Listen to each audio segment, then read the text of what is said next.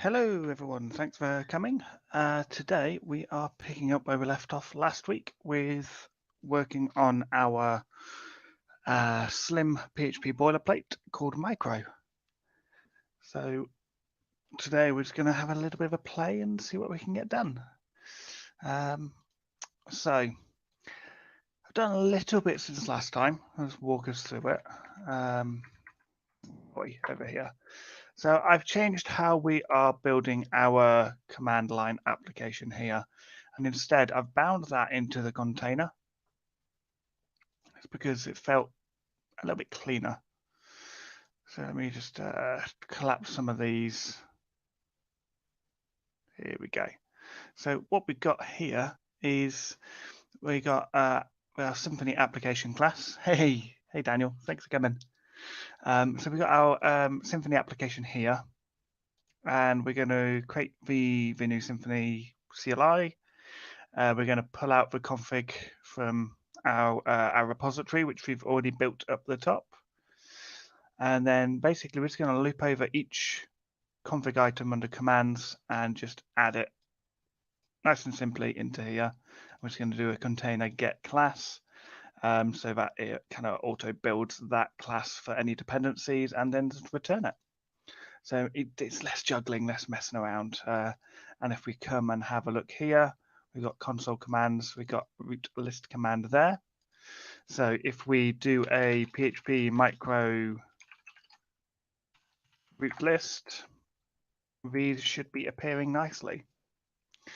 Kind of nice, kind of simple. I've removed some stuff because it was just not going the way I wanted it to work. The database is now all set up. Middleware is all set up. We've got a problem detail handler going on so that we can handle problems in an API specific way. Root list command, we shouldn't need this anymore actually. I'm going to see if I remove this, we will get issues with that last command. Yes, we do. So I do need that because I'm binding in specifically the currently built Slim application with the roots and everything. So unfortunately, I've got to at least register that one. So if you need anything specific in the constructor, you might have to declare a definition within our container here. But it's not the end of the world because it works nicely and it's pretty fast.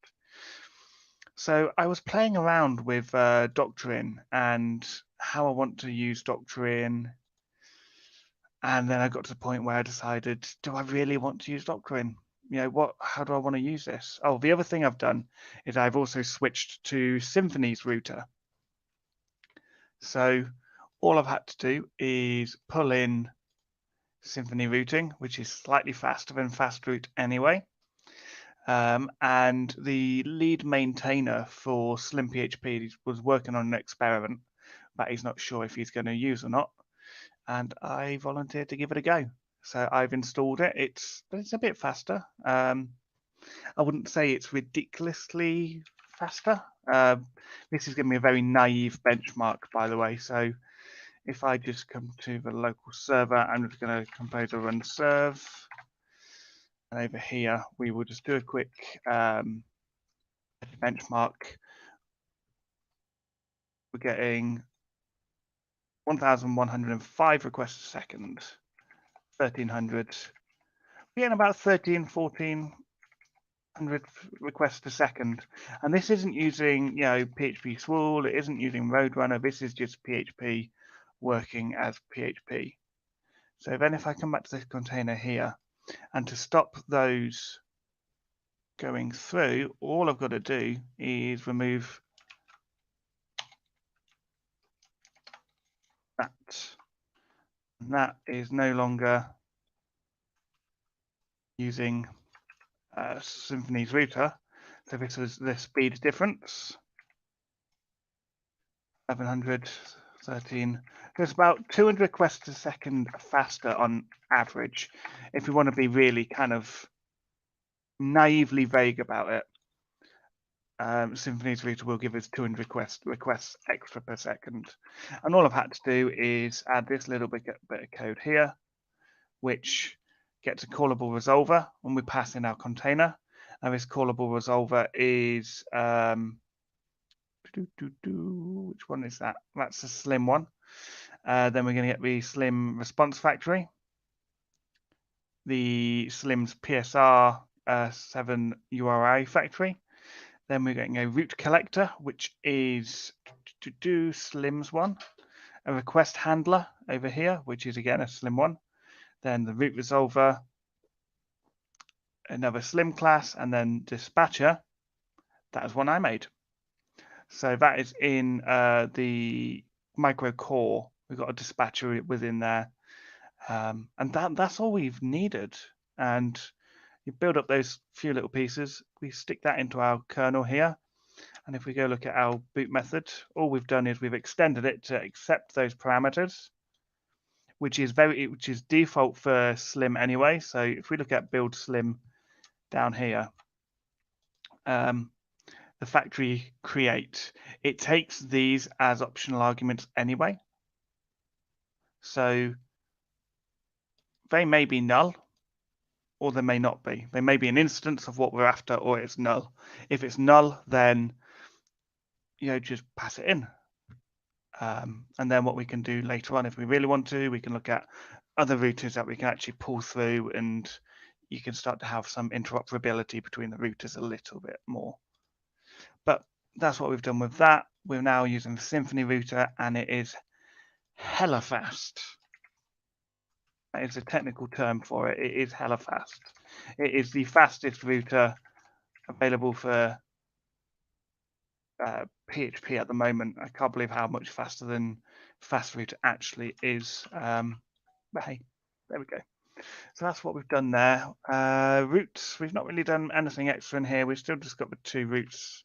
We've got a test handler, still using the command bus. We're still using our API response factory to make and send that request.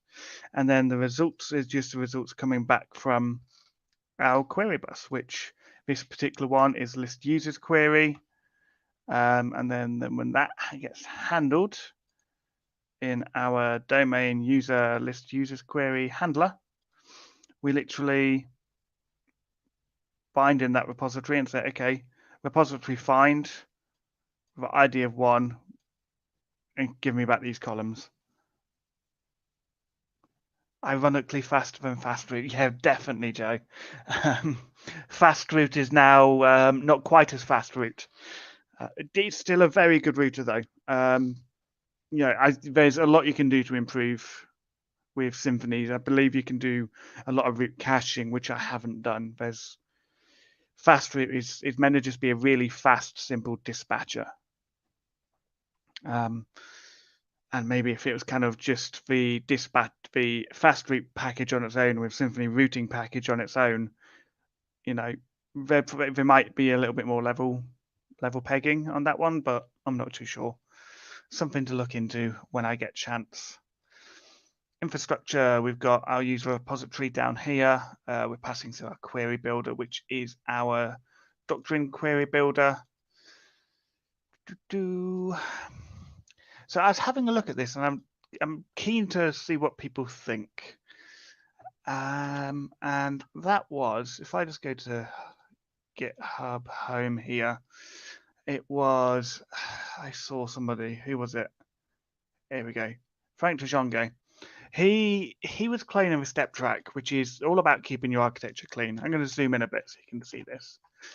And the idea is it tries to enforce you to use a service which talks to a repository instead of your repository controller talking directly to your repository. I don't know if that's kind of just splitting hairs when it comes to development, but I'm going to have a look at implementing something like that now. So I'd probably stick this in the domain level, and we'll just say, okay, we're going to create a new. We don't really need that. We only need one service, don't we? So let's just go through here and just create a new user service. Not really doing much. Doesn't need to do much really, does it? It's just going to be a really simple, okay, I want to talk to my repository. So I have a public function construct. We want to be able to build this service quite easily. And when we build this, we want to pass in our repository. And there is that. So let's just close some of these down so we can keep what we actually need open. We want our user service left open right now, and we want our container left open. So in our container, at the minute, we don't need the kernel or the logger. Repository, no, not that one, not that one. PDO. I think we need to open recent microcore, new window. We need this. We need to create a new interface, I think. What we're going to do is we are going to create a new contract within here, and we're going to call this a service contract. No, it's actually not a new keyboard. I'm just using my headset, and it seems to be working nicely. We figured out why it kept turning off and the mic kept cutting out, and it's got some weird setting where it just kind of like auto turns off if it's not being used. And I was obviously being too quiet for the microphone to pick me up. So we're going to call this a service contract. It's going to be very simple. It's probably not going to have much in there right now. It's going to be just something for us to bind to right now. So we'll just quickly declare some strict types. One, what I might do is I might remove some of them as well. There we go. I'm going to fill these in a little bit later when I kind of get an idea of how I want to interact with the database properly. So for now, I'm just going to commit these so I can pull them in.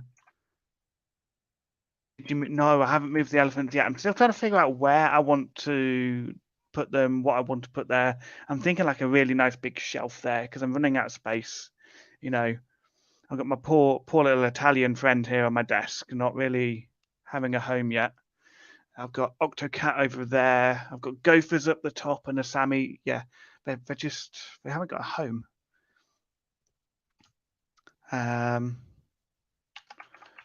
This contract. So I'm just going to drop that to a lowercase o. Typos in commit messages. I'm awful. So that is us pushing that one up quite nice and quick. That won't take a second to get up here. So this service here is going to implement it. So what we will do is we will just quickly compose an update. We'll pull in the latest version, and that will just implement the service contract. Good spell. Import that class. There we go. We won't do that though. What we'll do is going to bind to the repository contract there, just in case we want to swap that out later on. I'm going to rename that repository as well, because I think we can do better. So user repository, we're going to drop that right now. And what we're going to do is we will have a service contract. Yeah, it will look good when streaming, definitely. Right, okay, so how do we want to do this? Do we want to? We kind of want to create a our own persistence one, don't we? So we've got this here. So we're going to have we're using Doctrine, aren't we? So let's create a new interface. Oh, that's not one stream going over all of the PSRs. That is a lot of streams. Right, what am I creating? I'm creating a Doctrine service contract for now. I mean interface, and that's going to extend. Okay, it's not letting me extend there. We'll just do it like that. Okay, so that is extends service contract. So this is our specific one now. So this Doctrine service contract is what we will bind in our container. Yep, I think. No, it's not. We've got the contract there, so then we also need to create the in here. Not the user service. I'm going to remove that. We will create a new PHP class and we'll call this Doctrine User Service. And that implements Doctrine Service Contract. It's almost like it new. Simplify that. So this service class here, then if this is going to be the best way to do it. I'm just testing a few ideas.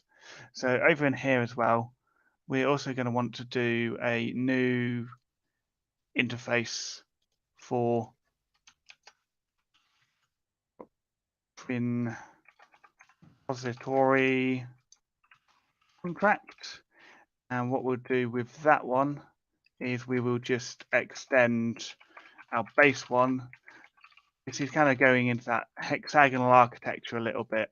And while it feels like a lot of extra code, you can kind of see why certain people would want to do it this way. I mean, if you're prone to changing your mind like I am about which database driver you want to use, if you've already set up the hexagonal architecture, hopefully it's not as much of a big deal. So the Doctrine repository contract is going to implement the repository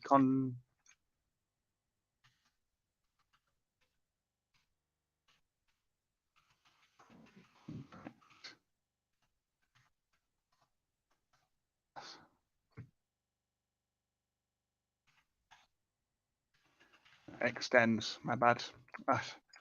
What am I doing? No.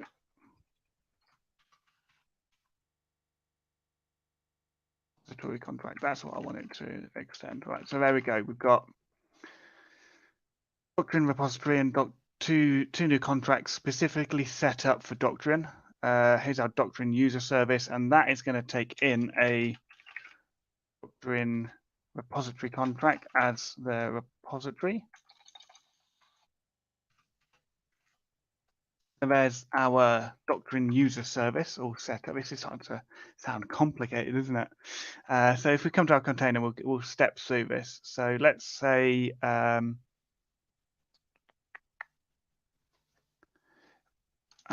Doctrine user service. That's what we kind of want to use, isn't it? So for now, we'll just do a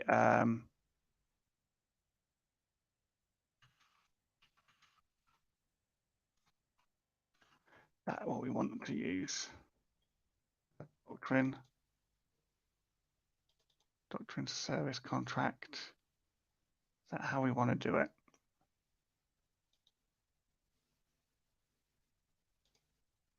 This might not be the best way to do it right now. I think we need maybe in here we need a new interface called UserService. I think I'm getting somewhere now. So we've got the UserService interface, which implements extends the service contract. That is a domain specific one, extending our more abstract one. And then this Doctrine service contract, I don't think we need. A Doctrine user service is going to implement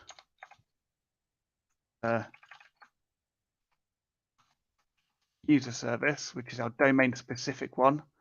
here's our domain specific interface, and here is our concrete implementation for using Doctrine. And then that is going to pull in the Doctrine repository contract. Yeah, that sounds to me like it's lining up. So when we pull in the user service, what we actually want to do, let's give ourselves some real estate here. Get the container face, pull in that container. So when we pull through that user service, what we actually want to be doing right now is building up this Doctrine user service. So we'll just say something like return new Doctrine user service, and that's going to take an argument. That is going to take repository as an argument. So topic. Okay, off-topic question. Let's have a look at this. Is it bad practice to not set an expiry time for a token generated when logging in? I'm using Sanctum with Vue, and in my current setup, I only destroy a token when logging out. It's not bad practice, but you should if you're not going to set an expiry time on your tokens, they should have auto expiry, or you should have some background process cleaning the the clinging tokens. It's a little bit like any sort of cache strategy. It's all very dependent on your situation. It's not bad practice, but you probably should have some expiry time. The repository I want to pass through is going to be the container get user repository. And we got another off-topic question, which is more about architecture and code design. Of course, yeah, chat anytime. User repository class. I'm hoping that's an interface. No, I just need to change some of this up. Cool. So there we go. So all we're doing here is our user service, which is this interface, our domain-specific interface, and that is extending our a more abstract level interface, which is how we're saying that anything that implements this is a service, and here's how we're going to implement it on the domain, so we can extend it and morph it for our domain here. Then what we're going to do here, when we inject that into a constructor, what we really want to be injecting at this point is our Doctrine user service. Yeah, refresh and generate a new token in the background, basically. Then that Doctrine user service, that accepts an argument for the repository, but that wants to accept the Doctrine repository because it's the Doctrine user service. But what we kind of want this to do is maybe that should accept a repository contract, so that we can be we can bind that in the container too. It feels like it needs to be bound in the container too, to me. There's a repository contract, but what we need, we kind of want the user repository contract, which again is going to be in the domain over here. So here's a user service. That's an interface. Doctrine user. Yeah. So let me create. I'll probably have to do some moving around of classes at some point. So we need to create like a user repository contract. So let's just create this in here, and then we'll probably just tidy this up so we're understanding things. So user repository contract, which extends the repository contract, which is very similar to what we just did with services, basically. This is kind of hexagonals.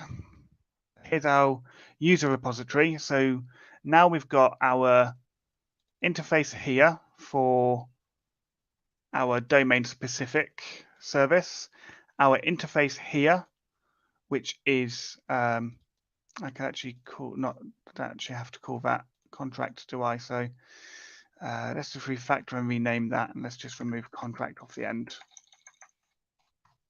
There we go. Let's just do that. Bing, bang, bong. Done.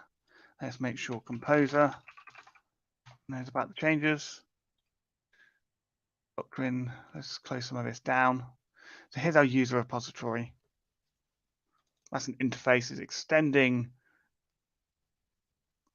Here's our abstract interface. Here's our concrete interface. So what we want to do now is where we say user repository. Let's find where we're pulling that in up here, because we don't want that one anymore, do we? That or that command. We're not actually using it. So let me just import the domain user. That is the interface there. That's extending the repository contract. That's a contract there. That's a contract there. So what we need to add in here is the user repository. When we're injecting this instance, this is where we pull in the contract container. So this is where we're going to return a new something. So this is where our persistence layer over there. We're going to remove that. We're going to say that we are the user repository, and then we're going to call this the refactor, rename this to be Doctrine. Done. And that can now simplify. So here's our Doctrine user repository, which is over here. We could probably move our Doctrine user service too. Let's refactor this and move this class over to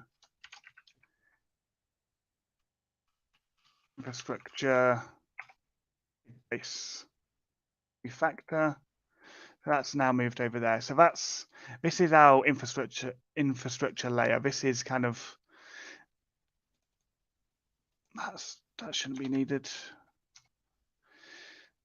So that is our concrete implementation, which is in our infrastructure, because our infrastructure is anywhere where you're talking to something outside of your domain or outside of your user interface or CLI. That is, interacting with a database, interacting with cache, interacting with mail, interacting with anything like that. That is what infrastructure is there for. Think of infrastructure as, okay, so do I need an outside service or an extra service server or something outside of like the PHP process to handle this? Yeah, I do. Cool. Stick that in infrastructure. Application is all about your console, your handlers, your API, your user interface. And domain is all about modeling things and binding things specifically to your domain. So these will eventually move as well. More than likely stay within here, or we might stick them in the application if it makes sense. I need to look at that one. I do have a book I am going through, which is fantastic. That is what I'm using to really dive into some of the more specific aspects of domain-driven design. Right, so when we're pulling in the user repository class, we want to return a new bin user repository. And we'll simplify that. And that is going to take an argument of, I don't even know, connection, a Doctrine connection, which is just called connection. Means I can just say container get connection. Yes. That's lots of things hooked up together. So that's our user repository. Here's our user service. This is starting to get busy. It might get to the point where I'm going to want to pull some of these out of here and stick them into their own container files and just kind of use a few different imports to build up our container so we can build it up specifically. I'll do that refactor now because otherwise we're going to get a lot of stuff going on. It's going to start getting confusing. Here's our container builder. Here's our definitions. So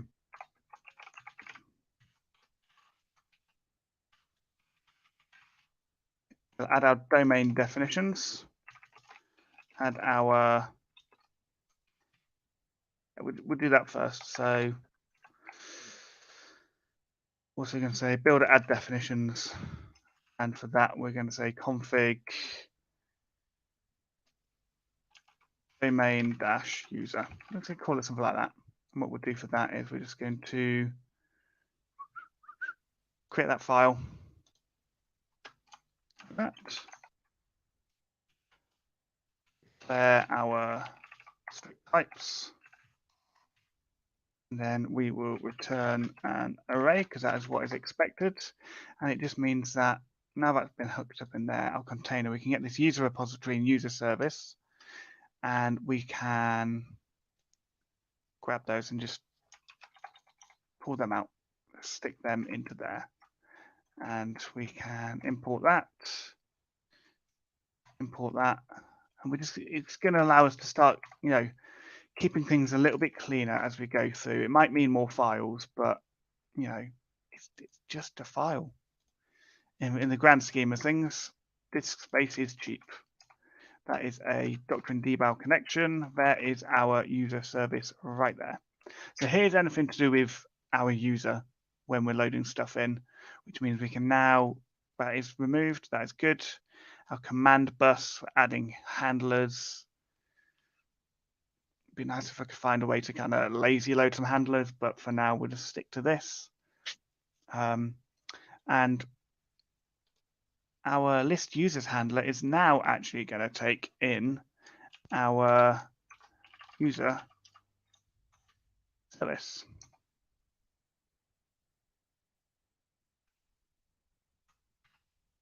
Which should already be in there. So I can remove a lot of those. We're not actually pulling anything else in there. Simplify that. I'm just going to quickly simplify that. Okay, so that's nice and clean. That should work.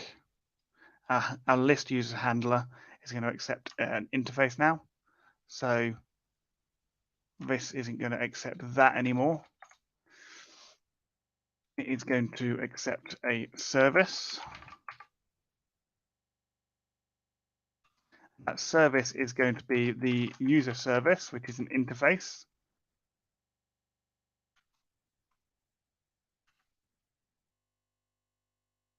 Let's do it this way. Private user service domain user service. And then I can say this service. What we're going to do is list users, list all users, and then the columns we want to do is command columns. While we wait to hook all of that up, let's go to our env. Let's make sure we are on the right thing. We'll switch this over to PHP Online quickly. Are we still running in the terminal? Yes, we are. So now we can come to here, localhost 8000 /test. This should fail. Yep. Unknown named parameter repository. That is fine with me. So that is on the config container line 128. Container line 128. That is our service. Excellent. List all users. So now we just need to go through and create that. So on our source infrastructure user service, we need to create something in here, which is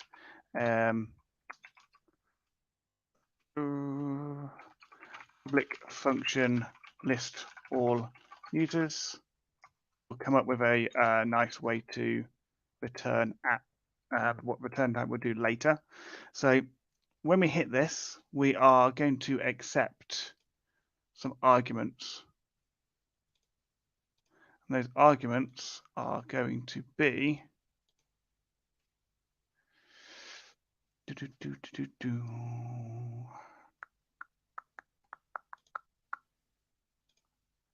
test handler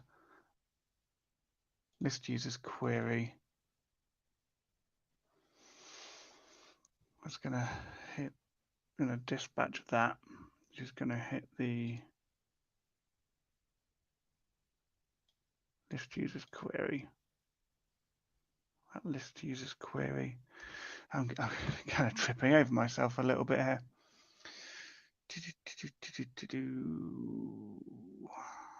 Right, domain. Here we go, list all users. Going to take some columns, and that columns there, that is an array of strings. So in our service here, we are going to take an array of columns, as is named there. List all users. And then what we want to do is we want to return this repository, and our Doctrine user repository should be what's added in. And we want to do an all, really, isn't it? Get. So this will be a string. Always going to be a string, and this is going to be columns. And it's going to have a default of star. And what this will do is turn this folder, select columns. I'm moving that logic out, basically. We'll do that on the service level. And we're going to select columns from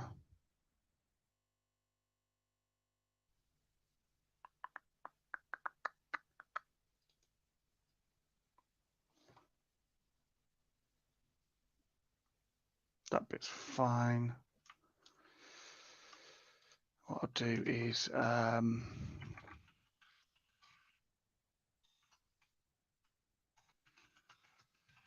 set this up here as users. Just set the table up the top there. This table execute. We want to fetch all associative. So that will then return an array, I believe, mixed array. We'll come back to our Doctrine user service, which will be, we just need to call get. And the columns are going to be just imploding this with columns like that. List all users. I'm going to do a get Doctrine repository get string columns, cool. Then in our test handler, we should have the results. In theory, this should work. Oh my God, and it does. Although it's getting all of them, because apparently they're all Steve McDougall now. Definitely an interesting idea why they're all me. What's going on in the database? Wait. Table plus, let's go to localhost and go down to PHP online. The users, they are all called me apparently. That is a new one. So what I am going to do is the site's PHP online. Is this it? I think this is one. So if I do a PHP artisan migrate fresh seed.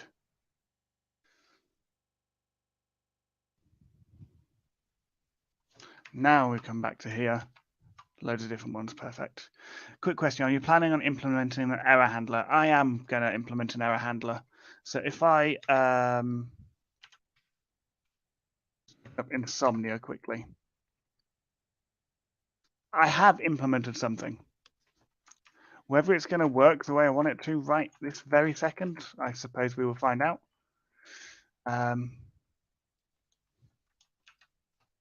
Just run that. Headers, we have got, don't need that. We're accepting application JSON. We accept XML. Still going to do that. Okay. So let's, what can we roll back? What can we roll back? I don't know, let's just not return here and let's see what happens. Internal server error, XML, JSON. Okay, this isn't working as I expected it to. I've got some stuff I need to do to hook that up properly. I don't think I'm calling the middleware correctly. That's all. Middleware order is very important.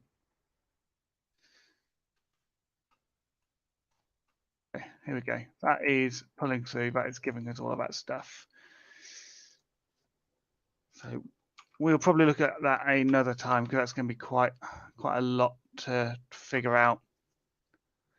So what we've done there is we've just quickly refactored our application to basically follow this whole Steptrack thing. I don't know if there's a way I can use it to test nicely in a custom application, but I'll have a look, see if we can test that one. So the way this is working is, let's get a diagram on the go. That makes sense, right? Let's just decide later. So we're going to have, this is like our HTTP request is coming in. That hits our application and that goes through to our handler. What that handler is then doing, actually, can I zoom in or make these? There you go. So we've got our request, which hits our handler, which then goes off to our command bus, which is currently dispatching a query. Then that query is talking to our service. It's talking to our repository. And that is all coming back. So command bus runs a query. Let's just move some of these over. Zoom back out. A query, which again has a query handler, technically, which talks to our service, which talks to our repository. So this is how this is working. It seems long-winded, but the powers that be say this is a good idea. What do you think? I'm not one to just kind of join the bandwagon because someone says so, but it makes a little bit of sense. You know, you get your incoming traffic, which will then kind of hit this handler. this handler will then say to this command bus, it'll say, right, cool, go do something for me, run this specific query. That query has its kind of adjoining handler over here. And then that handler will just speak to this service, which will speak to this repository. And then the chain just kind of follows all the way back down and just goes, right, okay, so here you go, have your information back. Obviously passing it back down through the chain. So maybe I should show it like that. So to me to you, and then to me to you, some more to me to you. I'd definitely be interested in getting other people's thoughts on this to see what they think of this specific pattern. Because obviously it's not uncomplicated. Let me delete that. Delete. Make sure it's clear. Make sure it kind of all follows a pattern. There we go. So we're just we're chasing our tail a little bit, if I'm honest. We're going, okay, so the request comes in, Slim will route that to a handler. Our handler has got the command bus injected, so it will say, yeah, onion architecture, basically. And then the command bus will then dispatch this, create a new query to run, which is caught by the command bus, which hits that handler. A handler has a service injected, which has a repository injected, and things are just kind of passing back up and down the chain, I like it, but it feels like there's a lot of extra steps to plan for perfection or to plan for breakages where there might not be breakages, maybe. I don't know. I'm not one to judge too much, but sometimes it's easy just to run a nice quick SQL query in your handler and just return the results, right? But yeah, that is how it is working to give us this. And to be fair, it worked quite nicely. Here I am right at the bottom. It does what we need it to do. It is giving us this. And if we ever get to the point where we want to extend, we say, okay, actually, we want more than just user and name. Maybe we want email too. We can just stick that on there and run that again, and bang. It's really easy. And if we've got to run this query in a few different places for any specific reason, we can implement it everywhere at once.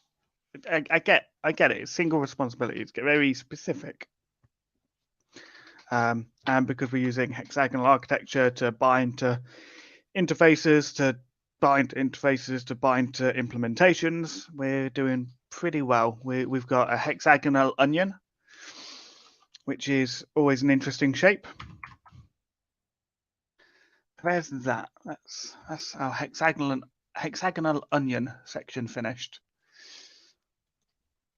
Find array columns, count.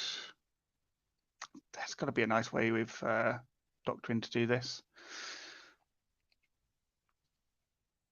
Let's have a look at another one. So UserService, list all users.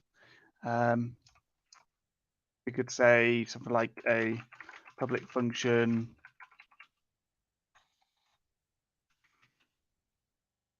find user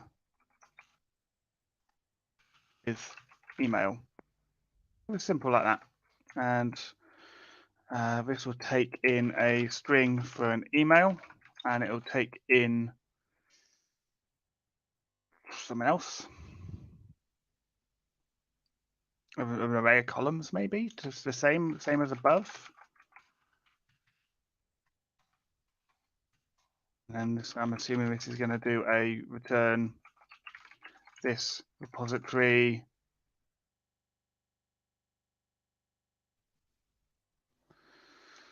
where email.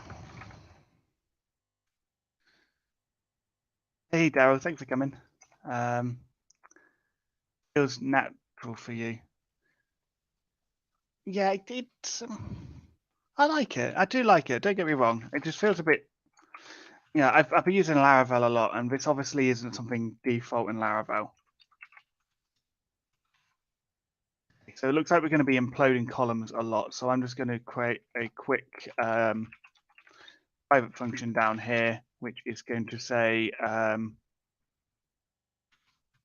call it bomb for now, and it's going to return a string. It's going to take an array of columns, return a string, and all it's going to do is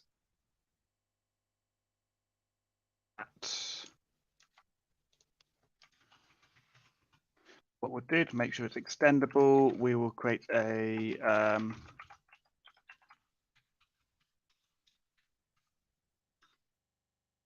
separator down here so we can override it if we do need to.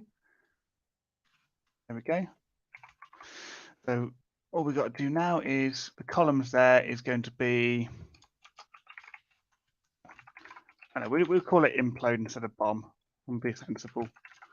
We'll implode these columns that we are passing in. Columns, columns, columns everywhere. And again, we're going to do the exact same thing here.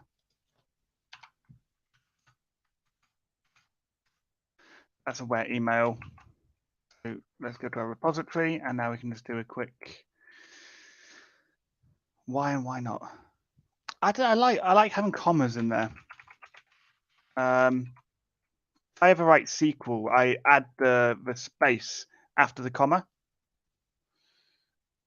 So it's what I want it to be when I'm imploding the array into a string. I'm saying I want it to be very specific. So here's an email. Ooh, email. And here's an array of columns. And again, let's do that. So string columns, bad. String columns, and we're going to call that.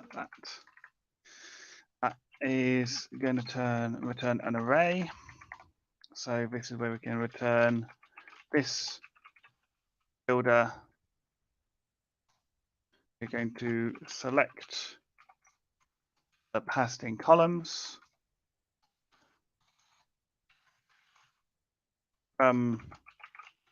This table.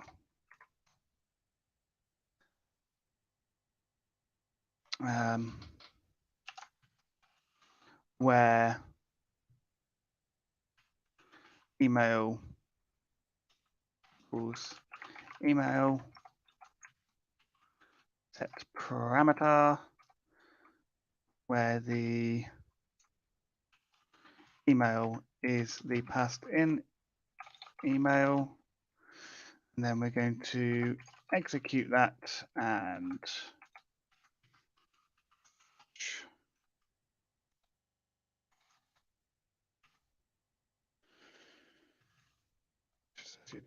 I think fetch is being depreciated. So let's see what that does. So that'll do that, that'll do that, that'll do lots of stuff, and this will eventually return an array, as does this one right now. Let's create a new route, a new handler, and let's just get that in there. So let's say app get. The pattern we want to use is users email for now, and our callable is going to be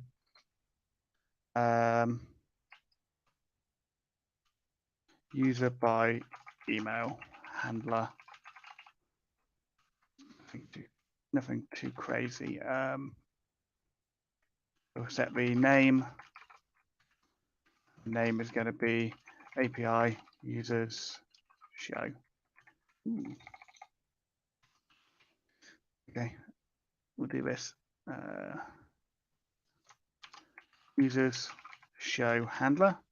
So then this one is going to be under here. So we can create a new one, a new class. We're going to call that users show handler. This is going to implement the request handler interface. Add that, and we should be able to get arguments from here. Request get attributes. And if I just dump on args, I don't know if it's attributes or something else I need to get. So we'll have a look. Right, that route is registered. So now I can just come over to here and do users test. Okay, users show handler doesn't exist. I need to import that one. My bad.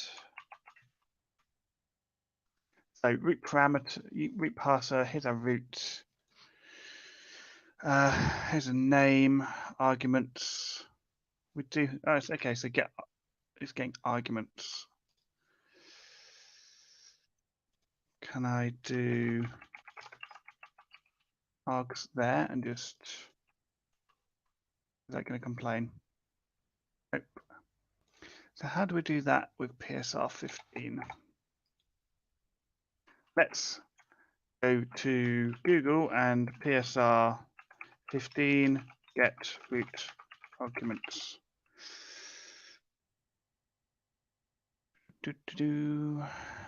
Middleware fast root middlewares. Loads of stuff there. Request. Actually, Herb, Acrobat. Rob Allen has done something with this. So let's go see how he pulled it out in here. Get game handler. Request, get attribute. So you can do a get attribute. I was on the right lines. And the attribute I want to get, name is email. I'm just going to keep it as args for now, just so we can test.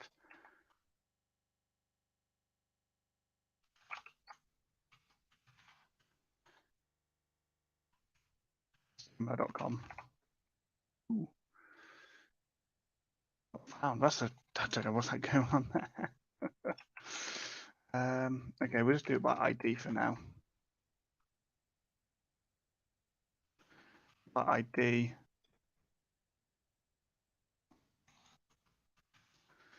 Email.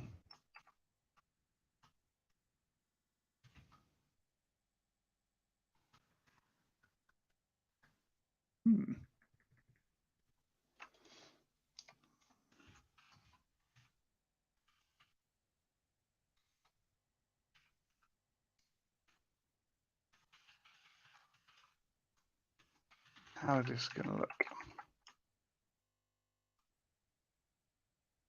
Something's breaking if I do it that way. So,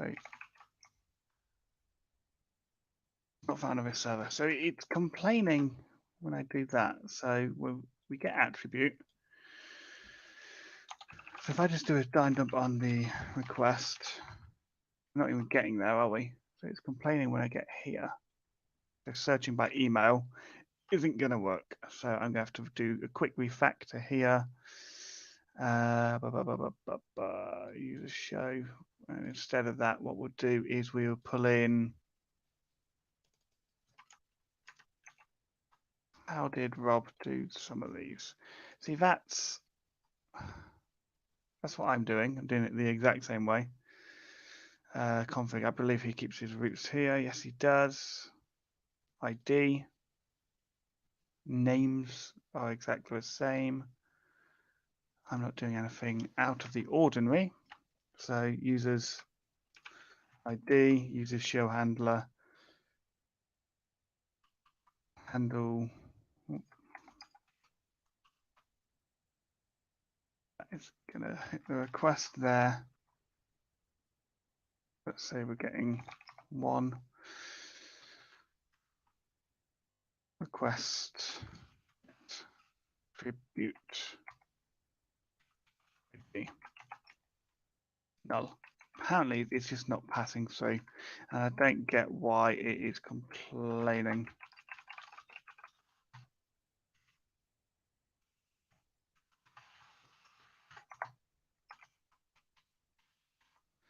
So what could possibly be getting in the way here?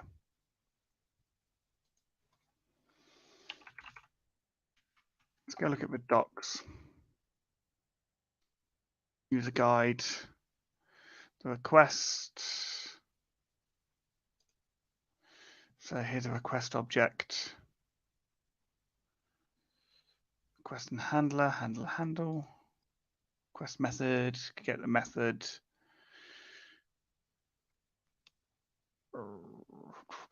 Get URI, get user info, blah, blah, blah, get query, get fragment, request headers, get one header, request body. Not really going to have a body, am I? Uploaded files, request helpers, content length, post root object.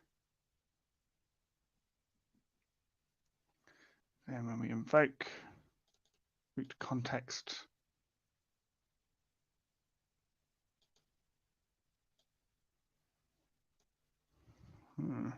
unless it's because I'm using Symfony. Can we take request incallable, try to dump it in there, or middleware won't allow? Now, I think what the problem might be, if I, because I'm using Symfony's router, I'm trying to follow Slim instructions when I've bound to a different router. So I'm wondering if that is causing the issue here. Nope. I was talking a lot of rubbish. So sometimes a middleware can require the parameter of your root. User is logged in, a second user has permission. So there's in middleware. Attributes with attribute. So that's just super strange. If I do search of this strategy, branching strategy, root strategy, PSR15. Okay, so it's got that stuff. Get the body, handle. Nope.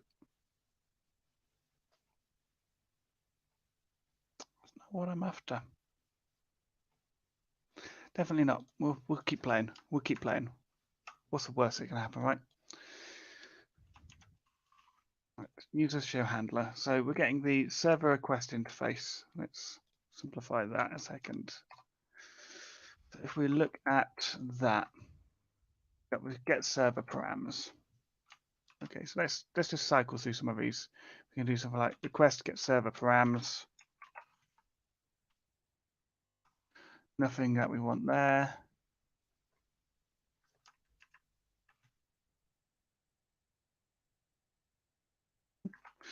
Not that one. Retrieve cookies, no. Return an instance with cookies, no. Query string arguments. Is it being passed as a query string argument? Is it doing something funny? Nope. It's not. With query string, get uploaded files, get pass body. Okay, well, it's not. I'm technically not passing a body, but got to check these things.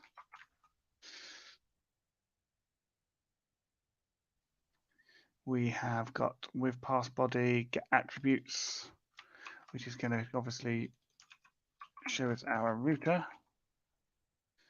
Root. gives us our router, identifier, arguments. That's giving us that. So get attributes. So if I get the attribute, I don't know, root. No.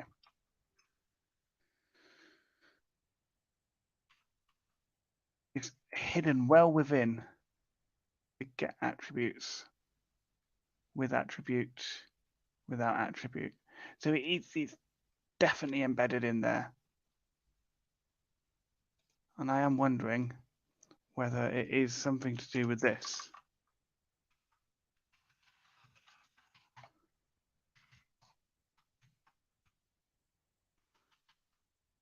We've got a root parser here. Usual sort of stuff, routing results, root status, root arguments.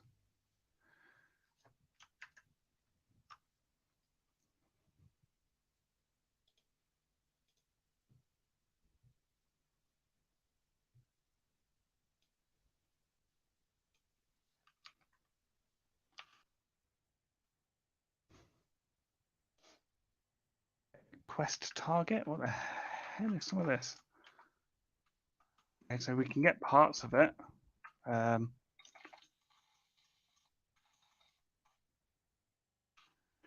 Get header line, query params, headers, method.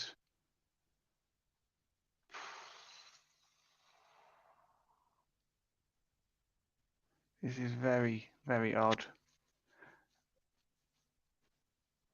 We should be able to just get the attribute, and we should just be able to say ID, because that's what we're passing in. Coming back as null. And if it's going to complain if I do a ID equals 1. Yeah.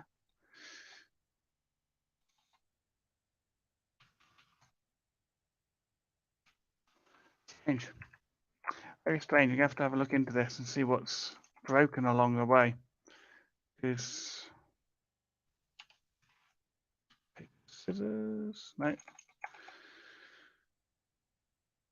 Here we go. SlimPHP RPS API. So config. His dependencies. Is he doing anything special? Connection, no. Settings, no. Here's his roots, exactly the same. Middleware. Always put his error middleware at the top up there, and then called set the default handler at the bottom, which is slightly different to how I've done it. So here's error middleware at the bottom.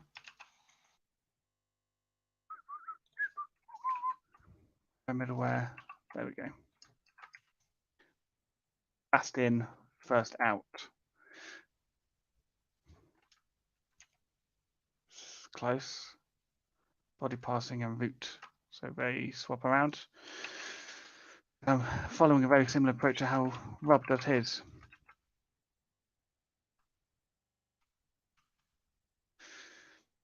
Fine, that's all fine.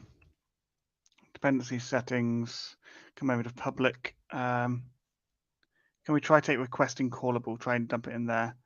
No, we should be able to. We should be able to. Get root collector, new request handler, and passing through true. So I am doing that down in here, I believe. No, and back in here, sorry. Juggling things everywhere. Append root arguments to request attributes. False. That's false, and see if it changes anything.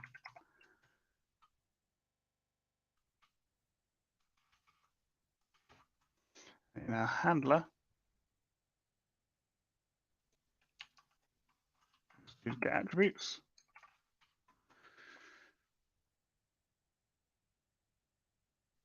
Set that back to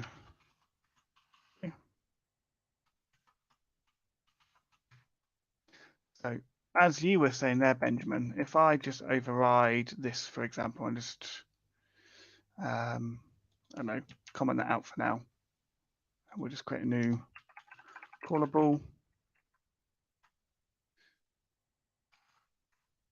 We'll drop that into a function, and this will take a server request interface request and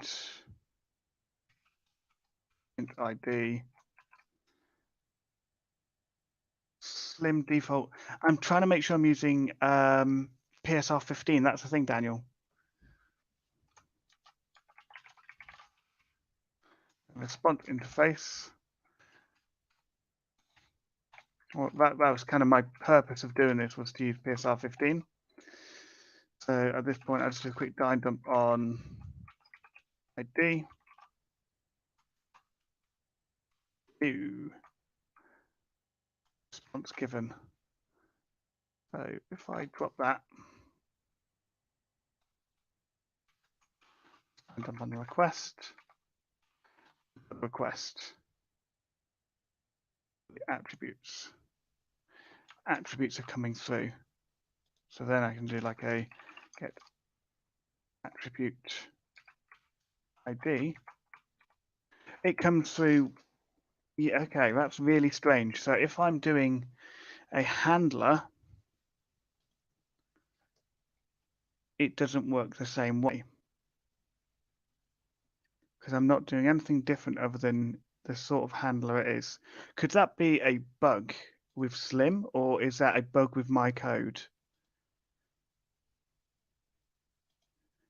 Definitely an interesting question. I am not going to try and solve it. Instead, I'm going to talk to someone from the Slim team on Slack tomorrow, unless Daniel, you might know.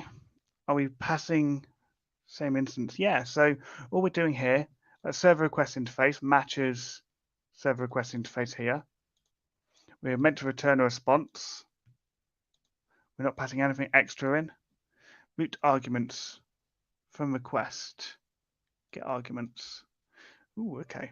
Let's try that. I only Daniel would know what to do. He is my go-to guy if it's anything to do with Slim these days. So I'm just gonna. He just mentioned this, so I'm just going to grab that.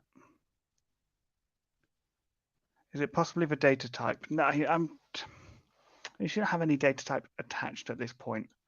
So I'm just going to call this quickly args, and we're just going to say that context from request, and then we're going to pass in the server request, which is our request, and then we are going to do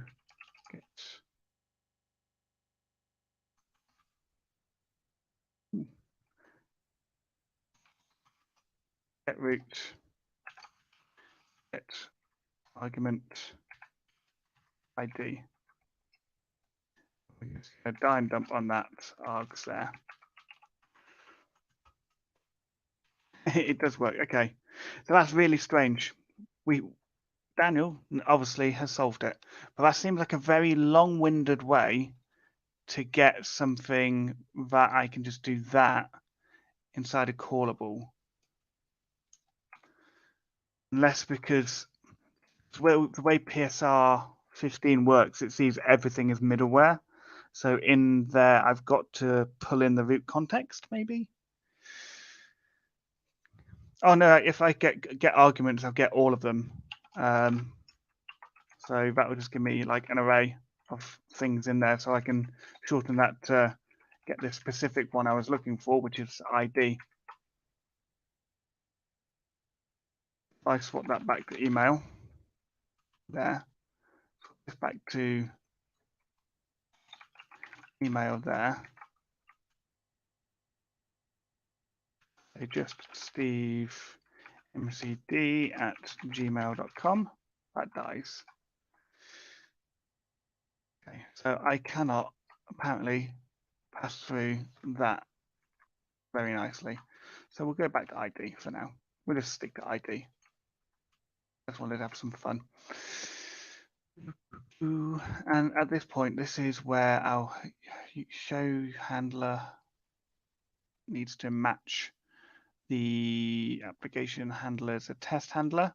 which is going to pull in that command bus.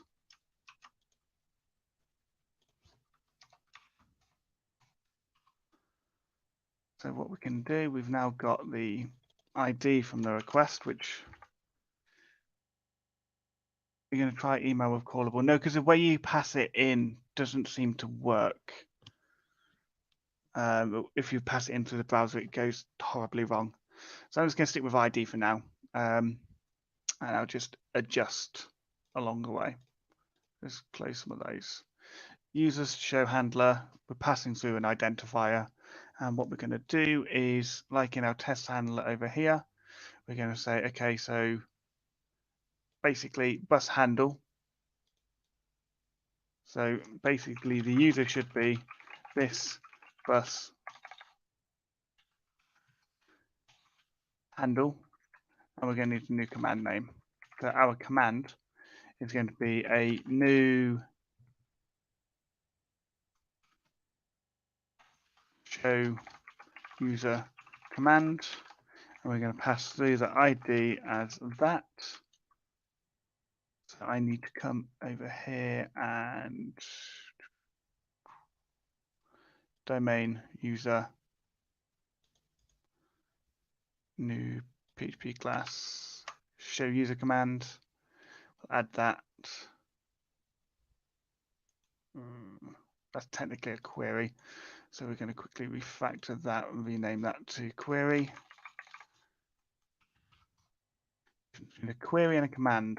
So show user query, show handler, show user query, and we will quickly import that too. And then this will take in a constructor, public function construct. And for now, we're just going to take in string or an int as an ID. We are going to make this private. And then we're going to say public function ID. That will return a string or an integer. And then we will just return this ID. Clean some of that up. That works.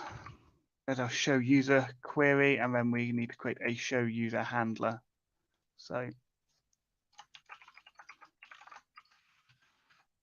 this is in our domain user.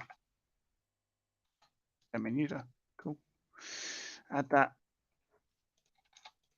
from these into there. User query. Yep. And that is. Ooh. Move that out a level. Refactor that. That model directory isn't needed, so I'll remove that before it gets in the way. So the handler doesn't need to implement anything, but that is required within there. So show user handler and pull that in. So that is show user query command, and then this service in the user service in our database down here. We'll do something, find user with ID, string, int, ID. I mean, we've already got a find, but do it this way. This where ID is ID. Just go to that repository, and then we do just refactor this to be where ID for now, and we'll do again a string or an integer, and then this is ID, columns where ID. Put some of those up nice and simple, nice and quick. Right, so the other thing we need is the columns. Doctrine user service here. No, in the show user handler, getting the command columns list all users. That's not the one. The service is find user with ID. And we're going to pass through the ID as command ID. And then the columns are going to be the command columns, which we can stick on here too. So we can do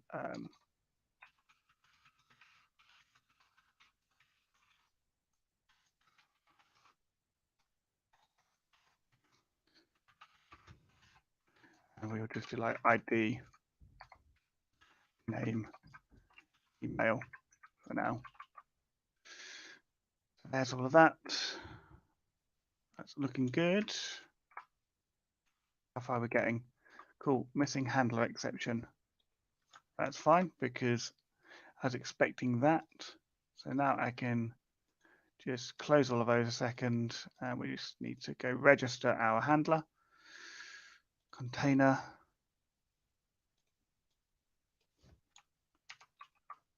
Make sure that's still working as it was. And then in our connection PDO command handler down here, we want to add another one. Locator, add handler. We want to add a new show user handler. The service is container at user service.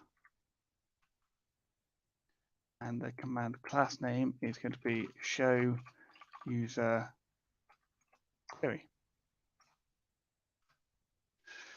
So now I can simplify that one, simplify that one. And that's type error. Return value must be type of array, bool returned, where ID. Okay. So we have got an issue in here. ID, blah, blah, blah. So that's going to fail there. So let me just go 51. Cool. Type array. We're going to do something around this later on where we're going to catch exceptions within here. So now in our application handlers, user show handler, this is where we can do something very similar with this, and we can just return that. I might create a helper function at some point for that. We'll see.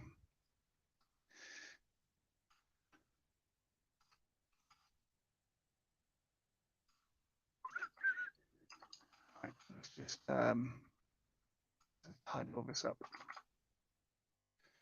And that, like that, and then that is for now. Okay, we have a user. And if we go for like a user with an ID of 1, or if we go for one with a 12, and then if we go for like a one that doesn't exist, we're going to get an error because we're not trying anything right now.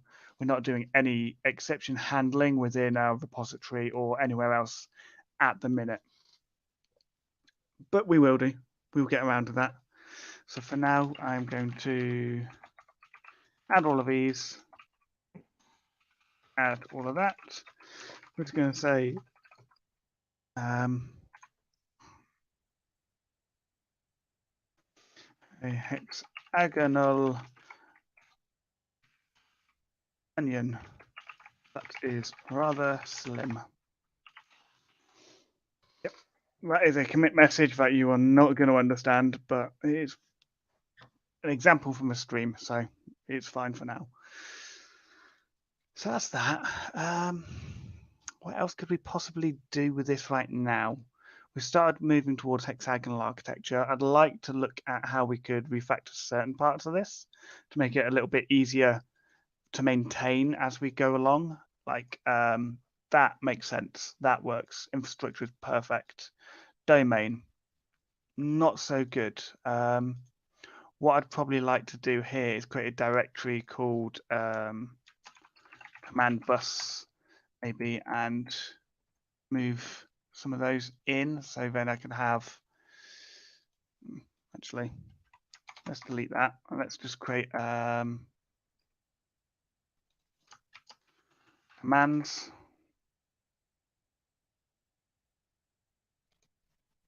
We will create queries. We will create handlers.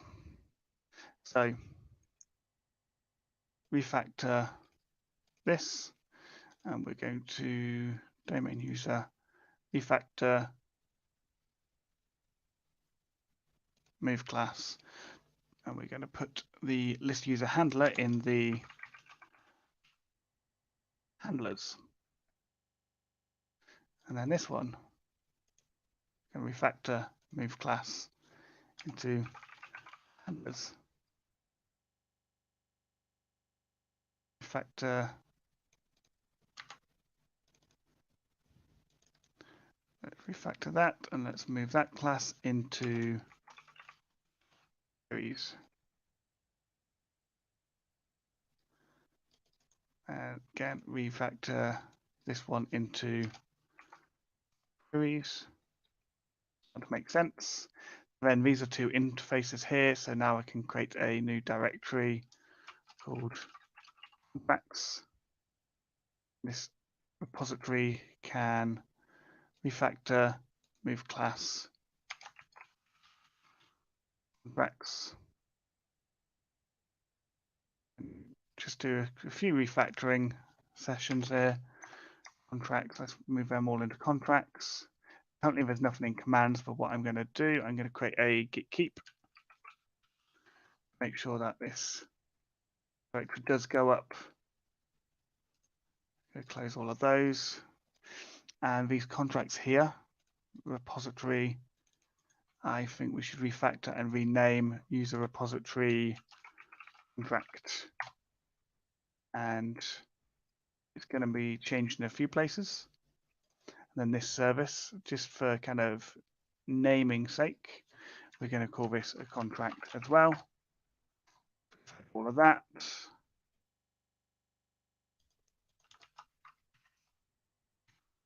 Then let's just say 51. It's still working, perfect. So all of that is now refactored the way I wanted it to be within here.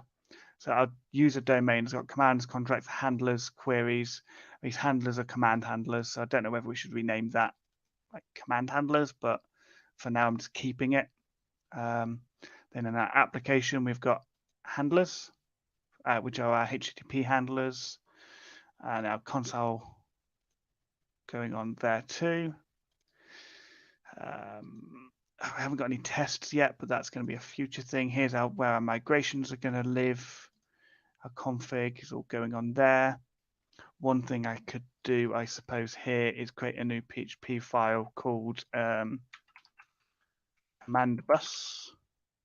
I wouldn't mind moving the command bus to its own config file, because as this gets bigger, that definition is going to get even bigger.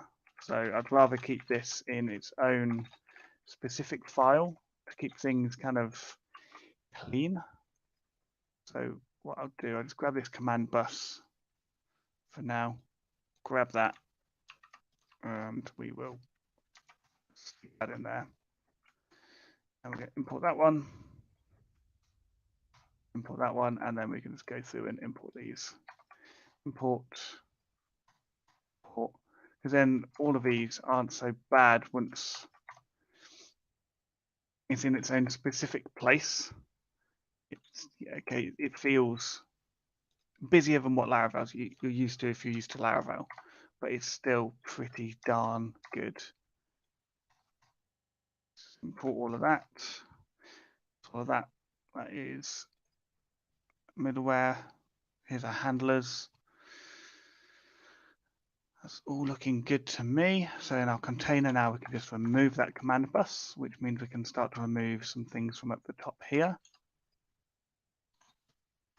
And what it also means that in our public index, we also need to add in definitions. Oh, sorry, Bootstrap app, domain user, add definitions, something like add command plus definitions. What we'll do something very similar to this, and then this is just called and plus PHP, and then that will work exactly the same. Make sure this is restarted, and this should now just carry on running. Now, if I just quickly have a look, and we'll just A/B test going to that, we're getting in the database 651 requests a second. 600 requests a second. That's locally with no real configuration set up, with no optimizations going on. That is quite good. I'm quite happy with those results personally, and yeah, the response times they're good. We're getting good response times. Time per request, it's good. Small. Yeah, we could maybe shrink that down if we weren't 3D printing things, but hey. Container builder, adding our definitions, adding our domain user definitions. That's those ones. Then we are going to build the container at the end. That works nicely. All in all, there's a few things we could perhaps start to pull out of here. We've got our application kernel, we've got our logger interface, our config, that's going to stay. Database stuff, we can't really put that anywhere else because that's all config. It can stay there for now. It can stay there for now. CLI, so we can start pulling CLI stuff into its own. So let's create another PHP file called CLI, and what we'll do, we'll declare fixed types as usual, and we'll just move all of the CLI stuff into its own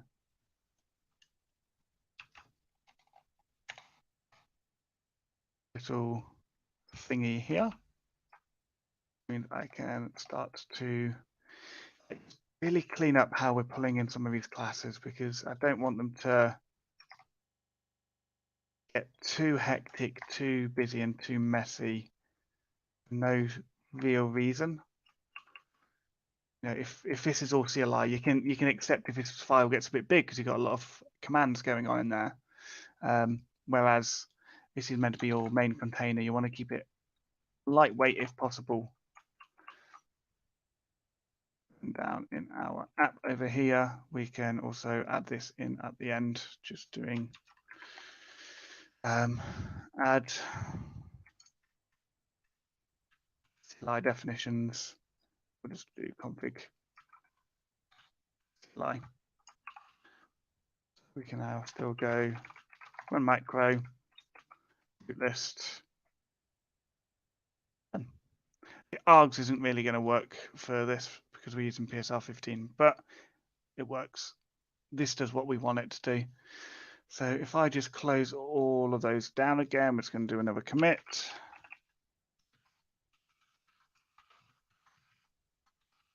Factoring.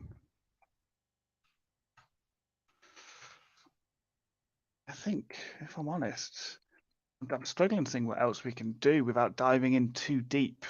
If anyone's got ideas or anything that they'd like to see, feel free to kind of shout out.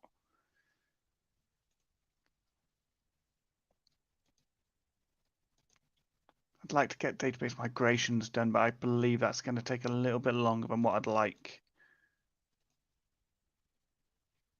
Have I got that application installed? No, I don't.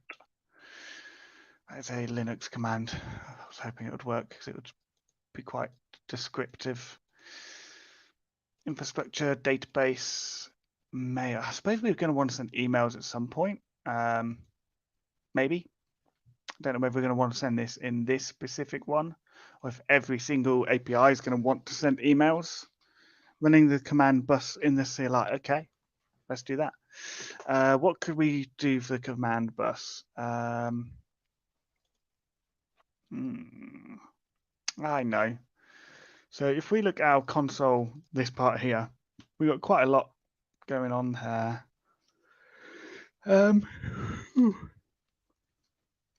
Okay, we'll create a new console command. We're going to create one. We're going to call it new PHP class, and we're going to call this one find user by ID command. Going to extend the console command there, add that, just tidy some of this up, simplify that, just grab that.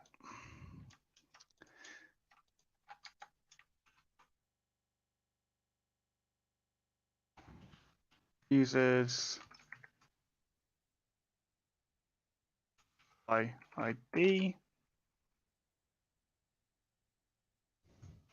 find a specific user by ID.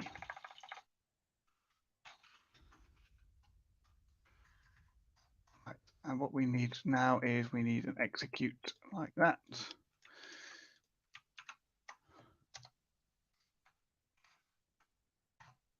And that, in the end, we want it to return command success. Make sure this is still, yep, my microphone is still working. Okay, so there is that. And what we'll do, we will do function struct. That's going to take by default the name, which is a kind of a default thing, which is fine.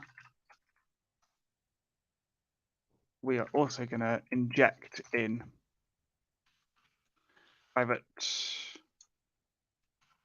command bus as bus. And then what we would do here is we'll say user equals something. Something. What are we going to call it? This bus handle, and command we're going to handle is the new show user query, which takes in an ID, which is going to be an option passed through that we need to still configure. And there's the ID, that's a user. And for now, I'm just going to manually pass in me because I know that's my ID. And then what we want a table.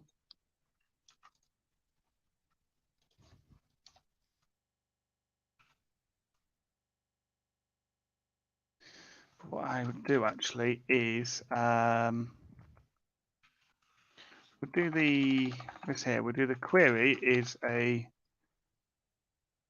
that because we're going to want to use a query outside of the command bus too, I think.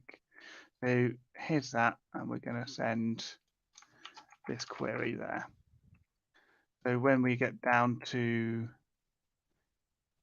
here, we're going to do something like this. After the table,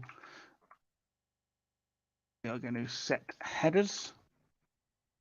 And those headers are going to be the query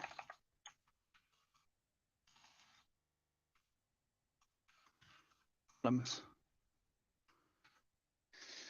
And then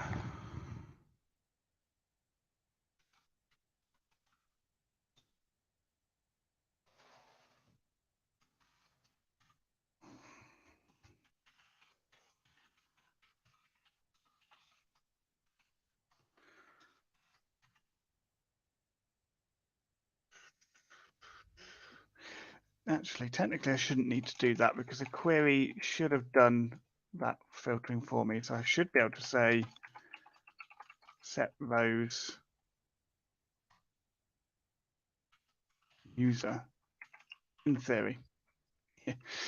This is lots of theoretical going on here. So CLI, let's just add this new command into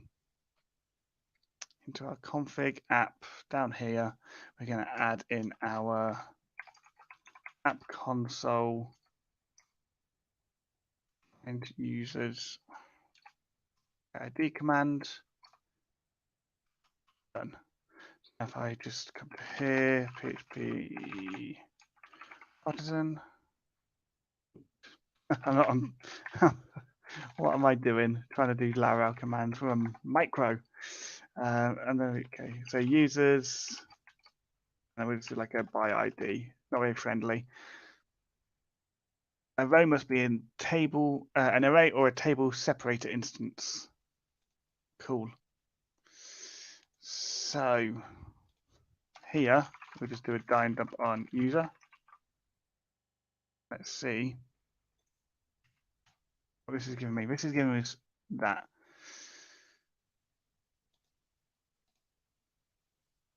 Okay, so set row.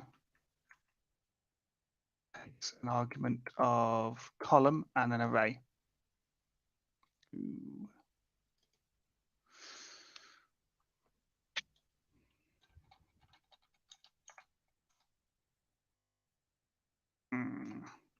Okay, let's see if this will do it. For each user as key value. Eventually I'll be able to do a nicer job around some of this. So if I just kind of dump out the key and dump out the value, I can just ignore that right now. And we can just run that. So we can add that the way we're going to want to. So let's do the collected at the top again. And this is going to be set rows collected.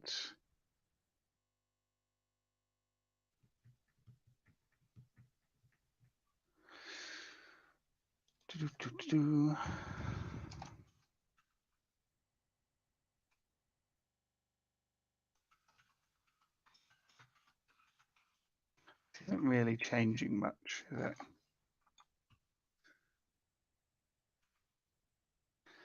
Row must be an array or a table separator instance. So columns, set headers, must take an array of headers. That is an array. That should work. So that isn't needed.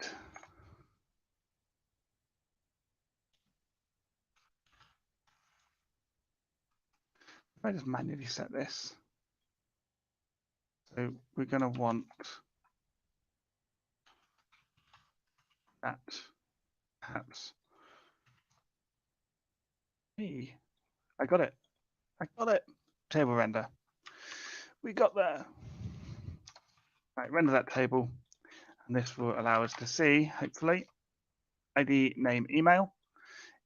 And then if we come over to our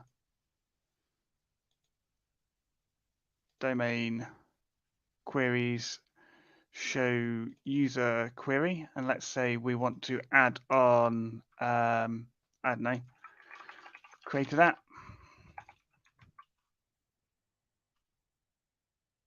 It adds it on. If we want to show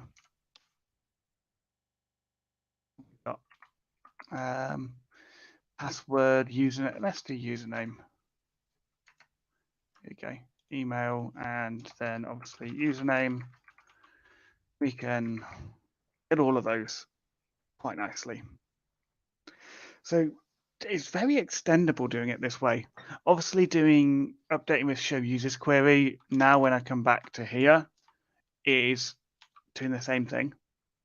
And eventually we'll do something like a like Fractal, or I'm probably going to rebuild my own version of Fractal. And if me and Matt Trask don't get a chance to pair on building a new version together, which is meant to be fun. So there's that. That's how that works. We're using commands, we're using queries, we're using yeah, we're using some pretty cool stuff here. I'm not gonna lie. Yeah, the next thing we want to look at is stuff like, you know, how we're going to handle errors, how we're going to handle caching, and how we're going to do other stuff. But is there anything else anyone wants to see today, or anyone wants to kind of see how we might be able to do something? Let's add that, git commit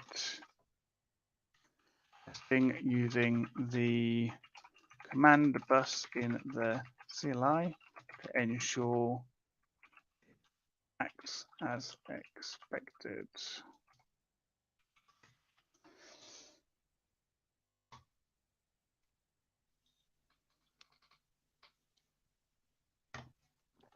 So here is micro. Here is the repo's URL. I'm going to drop that in the chat there and show it on the screen. So feel free to have a look. I think there's a lot we could possibly do with this. It's fun. It's something a bit different. It's not something that I'd usually do as well, which is great. I'd usually, you know, do Laravel or do Laravel APIs or do something like that. It's quite fun, and I think there's a bit more we could do to it before we say we're done with micro. But while I get some ideas, I think I might take a break from micro next week because I'm not streaming again now until Tuesday. I've got a few other things I'd like to get back round to. I mean, we've got things like PHP Online, which, you know, we want to still finish. We want to get that done, and we want to get that published so people can start using it. But also, you know, I'm writing an upgrade for PHP SDK. I don't know if anybody's seen or heard of PHP SDK, but it's a package I made a while ago. And it's basically a framework for creating SDKs in PHP.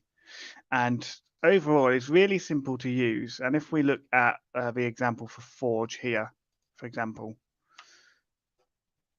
here's a little Forge example that I made. It took me like 10 minutes, if that. It's okay. So let's illuminate Forge and let's say, okay, Forge servers with database, load that, find that, get a body, get contents. It's just a really nice, simple, easy little thing to do. However, I published PHP SDK a while ago. So let's have a look at that. This was PHP SDK. This was at least 8 months ago, and it's not had any updates since. We're doing good. Apparently, we got a failing action. We're failing on style, but that's fine. I'm not too worried about style requests. Issues. I created a new issue to make it more awesome. Very descriptive sort of thing going on there. And it's great. It's got, you know, got 2,000 downloads. It's being used. However, the API doesn't feel as friendly as what it could do. And so I have been planning V2, and I've got an idea of either going for the pending request style. So we do client factory make, passing the URL, and then when we're creating the request, so this is you creating your SDK, your base SDK, and then you add methods, you add things to start adding how else you want to do things. You can start making these requests. You can make a base request, you can extend it, all good sort of stuff. But you can do a request factory make with token, build your UI with headers and get. Now that, I've actually already got a prototype of that working. That works really nicely. So if I just come over to examples client, for example, I get the response and I'll just do get contents. So if I just do client there, here we go. I'm hitting an API endpoint already. Yeah, it's a string. but it's an SDK. It's not an integration. So, and all I've had to do there, this is the old way I used to have to do it. All of this, all this code to build up the SDK and start sending things. But now I'm thinking, okay, so I could build my client once, I could build a request, and I could just send it that way. The other option is to go similar to how I used to do it and go more dependency injection. So pull in a good container and do some kind of zero config resolution so that when you try to build a request to send, it will also build everything for you instead of having to like manually do lots of setup. But that's another thing that I considered playing with on stream, which could be fun. If anyone else has got ideas of what they'd like to see me do, please let me know. I'm keen to make sure I'm doing stuff that people want to see instead of me just kind of doing stuff to entertain myself. I may as well try and help other people while I'm doing it, right? What else have I got in live streams? Okay, so we could build a Fathom CLI, which I'm going to be doing at some point. Trimming the fat with SlimPHP is what we've been doing. We're definitely, we're still going to be working on that one. We've been doing let's build an API version of Laravel. I think maybe we could come back to this at some point. You already have a lot planned ahead, but if you yeah, I'd love to see how you would create a wrapper around a library. Oh, so okay, so a wrapper around a library. So, what could we use? What's a good library to use as an example? Well, if you look at Micro is a wrapper around Slim. Slim on its own you can just use. I'm just creating a wrapper to make it work the way I want it to. If you can think of a package, Joe, and give me an idea on a package you'd like to see how I could build a wrapper around, send it over and I'll get something done. I mean, even if it's something like Guzzle, I could build my own, ZTTP.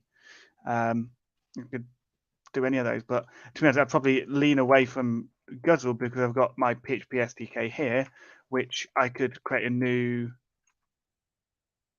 version using how I'm building these pending requests over here. So that would be very much like Laravel Transporter if I did it this way, but it'll be a PSR compliant interoperable version because we're pulling in, a PHP, a PSR 18 client wrapper for you to build up this proper PSR 18 client, because this one here won't do it on its own. So we could look at doing something like that, building our own version of ZTTP, because then we could just do, you could do something like, we could call it zip. We could do zip, get the JSON response, and then save to file. Yeah, you could start to get really crazy. Yeah, DM me something, Joe. Always happy to accept DMs for things you might want to see streamed. Otherwise, I just run out of ideas and just end up boring you by doing something that you don't actually want to watch. I'd rather you actually want to watch some of the stuff I'm streaming. So for now, we'll ignore PHP SDK. That's something that I said I'd build for someone who's actually planning to use it at the minute. He's using the current version, and he's got a list of things he'd like me to add to it. So I'll probably get around to that soon. What I'm going to do is save this. We're going to save it to our device. And if we go to GitHub me micro, we're going to save this as an XML file, untitled.draw.io, and we'll just call it architecture.draw.io. And then what we'll also do is we will export as a PNG into the same place. GitHub me micro architecture.png, save. And what we can do is in micro here, we can just drop in that, and in our README down here, we can just drop in like a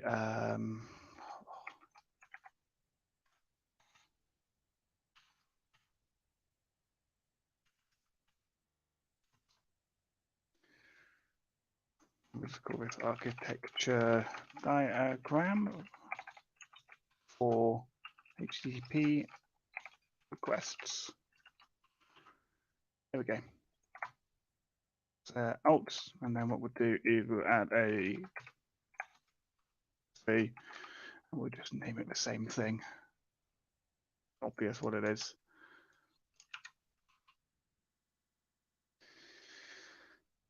Yeah, okay. Well, I think I'm gonna call it a day there.